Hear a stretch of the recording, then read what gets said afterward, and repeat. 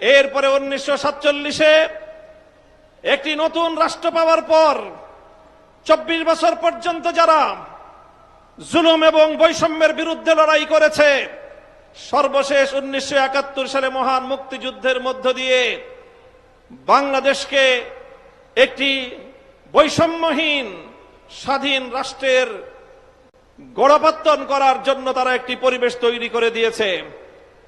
এরপরে 1971 সাল থেকে 1990 সাল 90-এর গণ অভ্যুত্থান সহ ধারাবাহিকভাবে বাংলাদেশের ন্যায়, ইনসাফ এবং জনগণের অধিকার প্রতিষ্ঠার সংগ্রামে অনেক রক্ত এবং ত্যাগ স্বীকার হয়েছে। বিগত ফ্যাসিবাদী স্বৈরাচারী শেখ হাসিনার আমলে 2009 সালের পিলখানা ট্রাজেডি, 2013 সালের শাপলা চত্বরের নবী প্রেমিকদের অকাতরে রক্তদান, 2013 সালে আল্লামা দেলোয়ার হোসেন সাঈদী রহমতুল্লাহ আলাইহির বিরুদ্ধে একটি কল্পিত রায়ের মাধ্যমে কোরআন প্রেমিক তাওহীদি জনতার উপর যে আক্রমণ করা হয়েছে, পাখির মতো গুলি করে প্রায় শতাধিক কোরআন প্রেমী তাওহীদি জনতাকে হত্যা করা হয়েছে। সেই সকল বীর শহীদান 2021 সালে মোদী বিরোধী আন্দোলনে হেফাজতে ইসলামের নেতাকর্মীদেরকে হত্যা করা হয়েছে।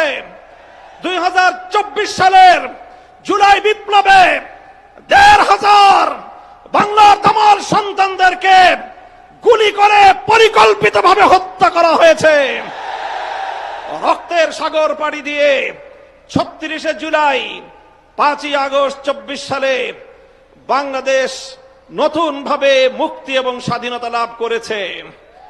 জুলাই বিপ্লবীরা ঘোষণা করেছিল আগামীর বাংলাদেশ গঠিত হবে 1947 সাল, 71 সাল এবং 2024-এর ঐতিহাসিক বিজয়ের উপর ভিত্তি করে।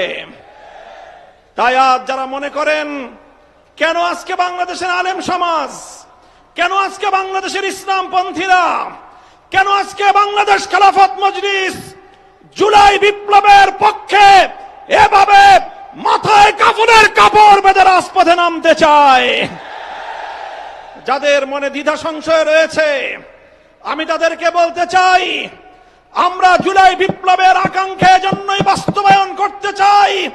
কারণ জুলাই বিপ্লব 1905 সালে